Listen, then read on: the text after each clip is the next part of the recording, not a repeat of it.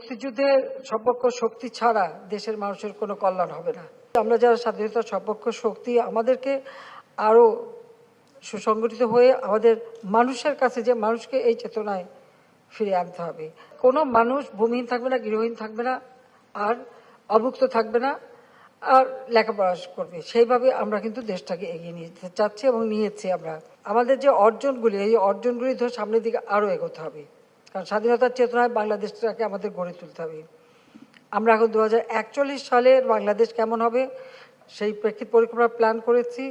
পাশাপাশি 2100 সালের Bangladesh delta plan সেটা করে নেদারল্যান্ডের সাথে আমরা চুক্তি করে সেটাও বাস্তবায়নের কাজ শুরু করেছি। এখন সবথেকে যেটা সমস্যা হচ্ছে ইনফ্লেশন। এটা শুধু বাংলাদেশে না, আজকে যেন আমি নিউজ দেখছিলাম আমেরিকার যে একটা রিপোর্ট দিয়েছে ইকোনমির উপরে, তাদেরও ইনফ্লেশন একটা বিরাট সমস্যা।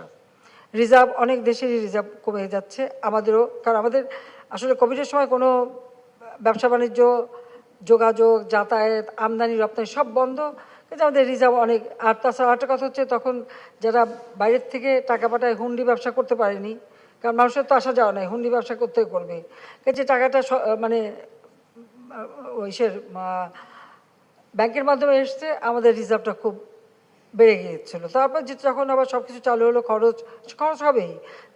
আমাদের যদি খাদ্য মজুদটা থাকে আপৎকালীন সময়ের জন্য, তখন রিজার্ভ নিয়ে আমাদের চিন্তার কোনো ব্যাপার না, এটা নেবে খুব বেশি চিন্তার কিছু নেই।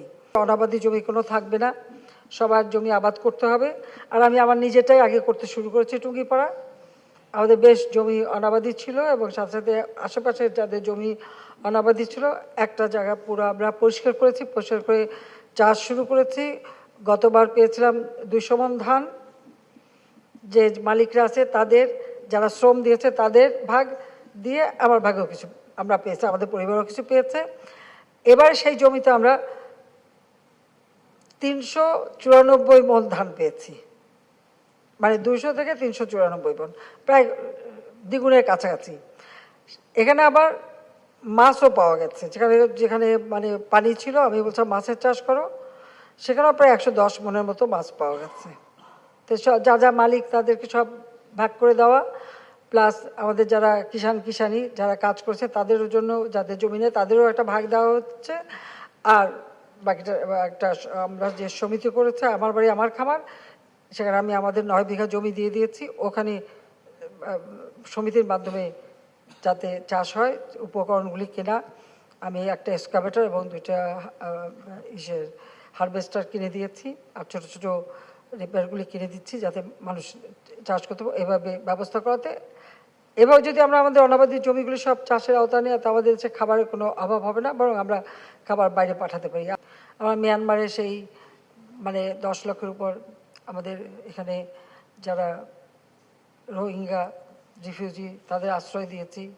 মিয়ানমারের অবস্থা খুবই খারাপ অবস্থা সেখানে। এখন এরা কবে যে ফেরত যাবে তারও কোনো ঠিক ঠিকানা নাই। আর প্রতিদিনই এখানে নতুন নতুন তাদের বাচ্চা হচ্ছে, সংখ্যা তাদের বেড়েই যাচ্ছে। তো তাদের জন্য ভাষাঞ্চলে একটা জায়গা মোটামুটি আমরা সেখানে প্রায় 30,000 মানুষ ওখানে এখন গেছে, আরও অনেকে এখন যেতে চাচ্ছে। তো আমরা তাদের রিফিউজি হিসেবে আমরাও তো ছিলাম, যে এদেরকে ঠেলে ফেলে দিতে পারি না, সেই জন্যই তাদেরকে আমরা এই জায়গাটা দিয়েছি।